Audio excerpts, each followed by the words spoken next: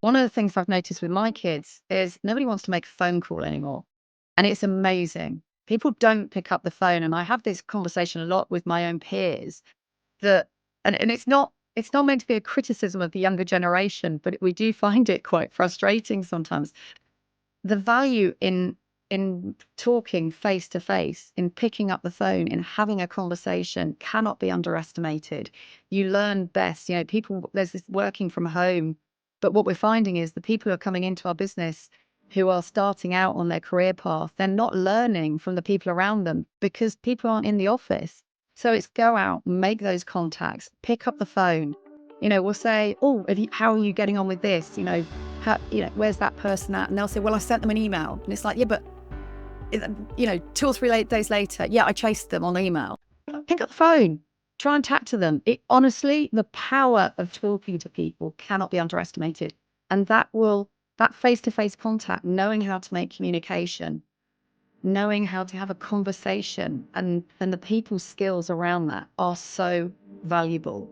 And that is what will set people apart for the future, because you know you're going out there and you will understand. And ultimately, whatever anybody says, business is people to people. At the end of the day, it's all about relationships, and you need to be able to build relationships and maintain relationships and understand what's important, living your values, and understanding how other people tick. That's just such an important skill set that I think can be forgotten in today's digital world.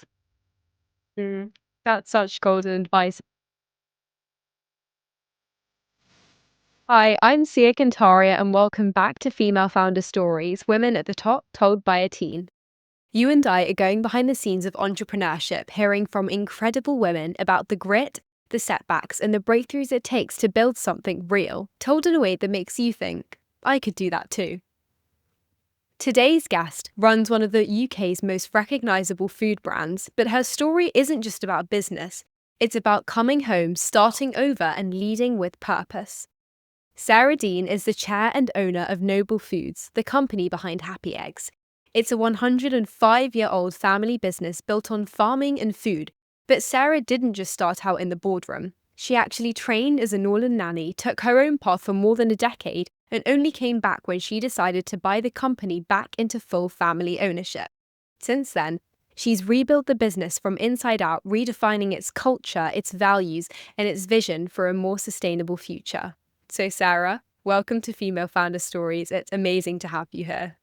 Thank you. And thank you very much for that introduction, Sia. I feel slightly blown away because I think you make it sound like I've done a lot more than I have. And the first thing I'll probably do is say is that I recognise that whilst technically I've been at the helm because I'm chair and owner, I have had an amazing executive to work with and through.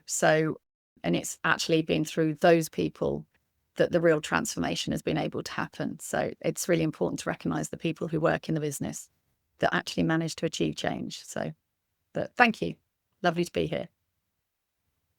Of course, and I think you should really own that. I think that's the things that all of the women that I've spoken to so far have said is women need to own their achievements. Yeah, you've had a team, they've been great, but you've led that team and you've pushed this to happen. Very much. Yeah. So what was it like growing up with around the family business? And did you ever picture yourself being part of it, or did you see your future somewhere else?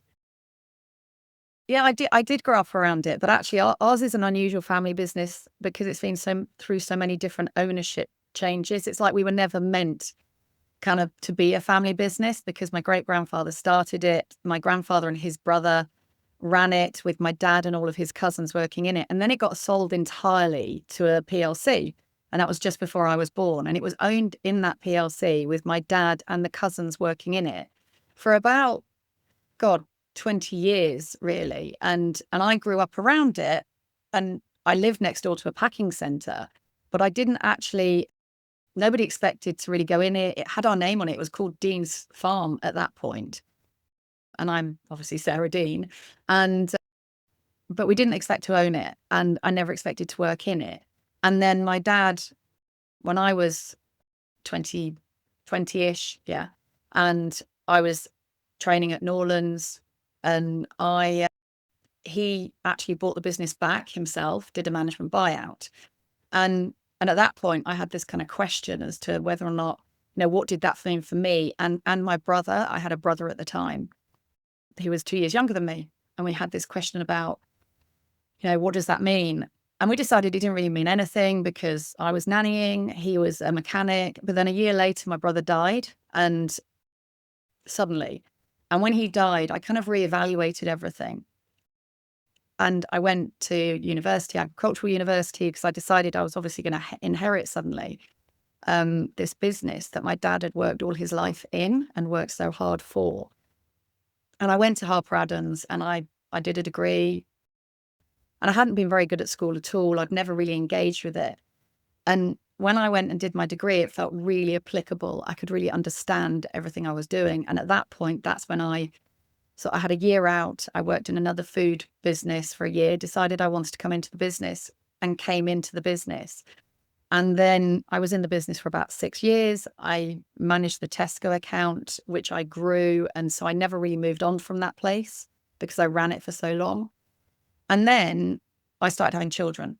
And then I had 3 under 3 very quickly. And my dad so I sort of came out. My dad at that time was a big believer in women stay at home and look after the children. And a couple of years after I started having children, he sold 50% of the business. And so it's almost like that was it. It was kind of gone again from the family because we thought the other person would sell the business. He had drag along rights and he was leading it at this point. And then for 14 years, I was out. And then, as you say, I came back in. I had an opportunity to buy that business partner out, return it to 100% family ownership, which would never been on my mind. And I took that opportunity. I was very lucky. I had some people around who recognized that I was the right person to do that because of my value set. And yeah, and then that was in 2019. And here I am owning the family business. It's something that I never really expected to do. And I'm really proud now that we are a family business again. And I think I'd say that's probably where we'll stay because this feels right. And my children have not grown up around it.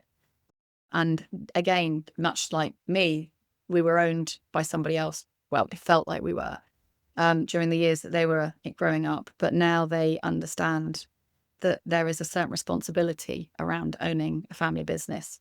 And we're not just a family business in our own right. We have 250 independent family farmers who supply us. And every single one of those is a family business.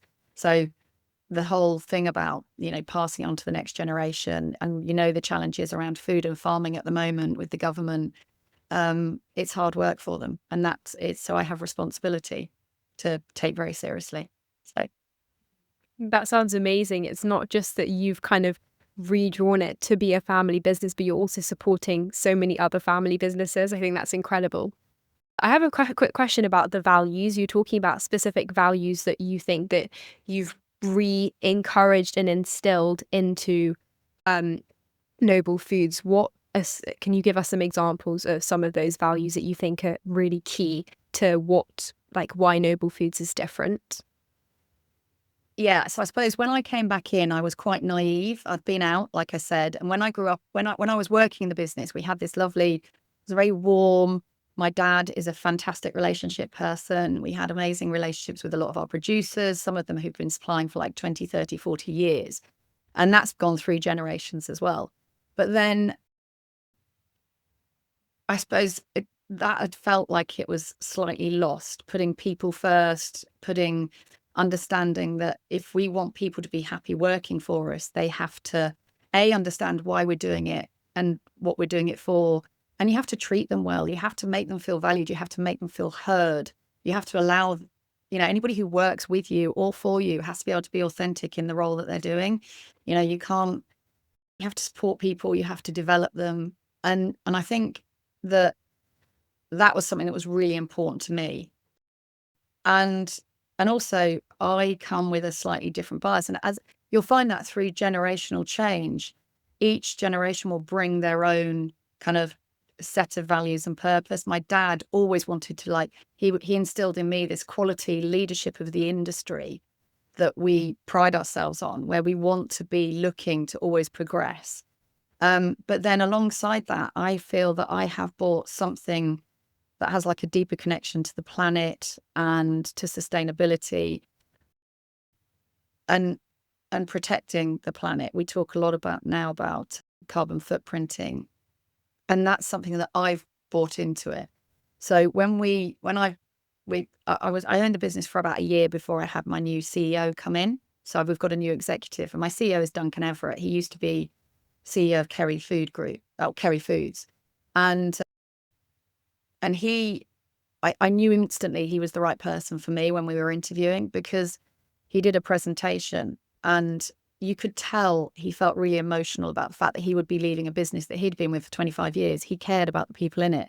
And I knew that that meant him right for us. And together we redefined the purpose, which is now our purpose is to better nourish people, animals, and planet. And we also have our values. We've stated our values within Noble Foods to be, they spell the words to care. And it's together, ownership, courage, action, respect, and excellence. And I think those are values that we should be able to live. So when we launched into the business, we walked out of the room, and the team was saying, that's great, we've landed them, but actually we have to live them every day. And that's what we try and do. We highlight in our communications with the team where we are living those values. So if we do something positive, we'll talk about action and we'll talk about courage. We've just invested £10 million in an added value factory. It was a risk for the business, but it was something we felt was really important in getting better nutritious food out to people, or different, opportunities like grab and go, that sort of thing. So we do happy egg omelets, for instance. And everything, we try and kind of make sure that people understand the values that we are living, and so that they resonate throughout the business. And that enables people to feel a part of something really special. And that's how our culture has come around. So, Yeah, it sounds like such a welcoming environment. And also the fact that you kind of know that your employees and the people who you work around are all you're all aiming for the same goal. I think that's so important. And you touched on like sustainability and things like that. And often you wouldn't think that, I know that you're investing in like agri-food tech to tackle climate change, and often most people don't associate that with eggs. But what kind of innovations excite you the most, and how do you think that they shape the future of food? well, I think it's important to note that some of the investments I do, we have a private family office as well. And so some of the investments are personal. But I try and do things that are aligned to our Noble Foods, which is obviously the big business. I think in Noble Foods, we've set our SBTI targets and we've had them validated. We know where we are on our journey towards net zero. And as an agricultural business that also has, Happy Egg is one of our brands. We also have Golden Yoka, purely organic, which is the strapline nature at our heart. And we also have a big animal feed business. And animal agriculture, as we know, has a real impact on carbon emissions. So we feel a real responsibility to be a part of the solution rather than a part of the problem. So we're always looking for ways in which we can reduce soy in animal feed. And then we're looking at technology to try and work out how we can improve the way we operate. So examples of that would be, we are carbon footprinting all of our farms with one of our partners, which is Alltech ECO2. We have looked at, we're using agri-sound, which measures pollinator activity on farm so that we can measure improvement in biodiversity. We've put in wetlands in the Usk and Wye region, working together with the Usk and Wye group, so that we can hope to reduce phosphate runoff into the riverways, because we recognise that, that wasn't just us in that area, but we do have farmers in that area. So we have a responsibility to try and work out how we can improve the waterway systems. And those wetlands are through phosphate utilising plants planted in bunds. And then we'll look at feed additives and nutritional profile of feed so that we can reduce feed conversion ratios in our chickens. We're looking at technology that's measuring water drinking activity within a farm, within a hen house, because that will almost always be the first indicator of illness within a flock, so that we can pick up things very quickly. And it's all those kind of technologies that will enable us to better understand and therefore to actually make an impact. We're using another one, I think it's called Terra mapping, that will helps identify soil health and also which grasses are more resilient in which environments, which means that therefore if the range isn't, because our hens are free range and they do range a long way and they can pretty much destroy land very quickly because they like to scratch and dust bathe and dig it all up. So looking at grasses that are more resilient to the environment and to the hens in certain areas, which will grow best, is all part of, it feeds us information which we can use, which we can transfer knowledge, capture the data. It's all that kind of thing. That they're smaller trials, they do cost money, but it's about innovation and leading. So that's where I kind of work within the sustainability arena to help with those and make an impact. I really think that like Noble Foods and all the different branches of it's such a great example of how a business needs to be adaptable, and not just from the generational aspect as you've already mentioned, but what you've just talked about regarding sustainability. There are so many different aspects of sustainability that you're covering, and like I've been learning in school how sustainability is not just environmental, it's social and economic as well, and it feels like you're hitting all those different categories, it's really cool to see like technology being implemented into a business in practice, because so many other female entrepreneurs who I've spoken to have said now the next step is to incorporate AI and technology, but you're already doing that, as I've heard. We are. And I think you talked there about economic sustainability. And I think sometimes in the sustainability argument discussion, people forget that you have to make a profit. A business, it's absolutely almost a responsibility to make money, because if you don't make money, you can't reinvest and grow and build for the future.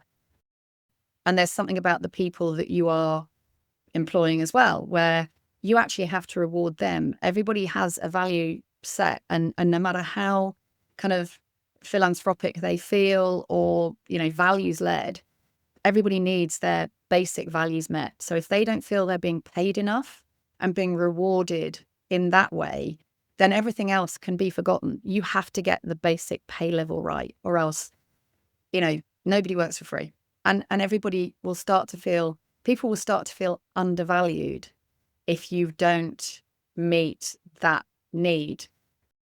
But they also want to feel like they're doing good, because that also, so we're on our journey to be B Corp, which resonates with a lot of our people within the business. And we also do a lot of charity work, particularly in the local community. So, we will support local football clubs.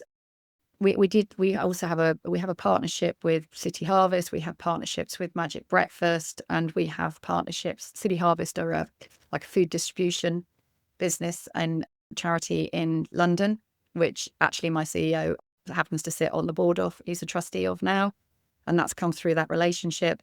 But we also work with Magic Breakfast, and which feeds children breakfast in particularly deprived areas where they're coming to school and they may not have eaten since lunch the day before, and you can't learn without having a full stomach. You need to be able to learn. And our people like to get involved in our local community work. We'll have people who are going into schools and talking to children about what job they do. And that's all. It enables people to feel like they're actually making a difference whilst working for us as well. So, but none of that can happen without us being prepared to, we have to make money, because we have to be able to build for the future. It really seems like you're making such a difference on so many different levels. And for young people who, I know you weren't really, you and your brother were kind of encouraged to take different paths and weren't like told to go into the family business, even though you grew up around it. For young people who might come from strong kind of family traditions or feel pressure to follow a certain path, what would you say about finding your own version of purpose?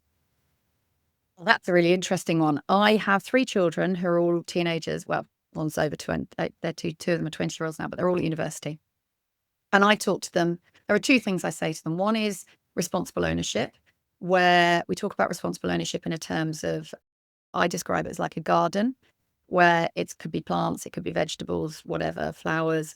But if you want if you want to keep growing something good, i.e. making profit, investing, you have to either look after it yourself or you have to employ really good people to do that for you. And I feel that that kind of takes the pressure off them a bit. So my biggest thing is understand people, and I want them to be themselves.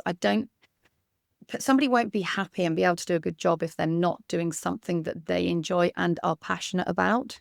So, one of the things we say is you go out, be whoever you want to be. I don't expect you to run this. I don't expect you to live it, to work in it, but you will own it. And so understand how you're going to own it in your own way.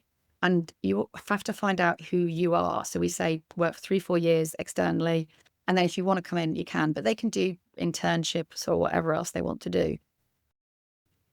And I also think you're talking about giving advice to teenagers.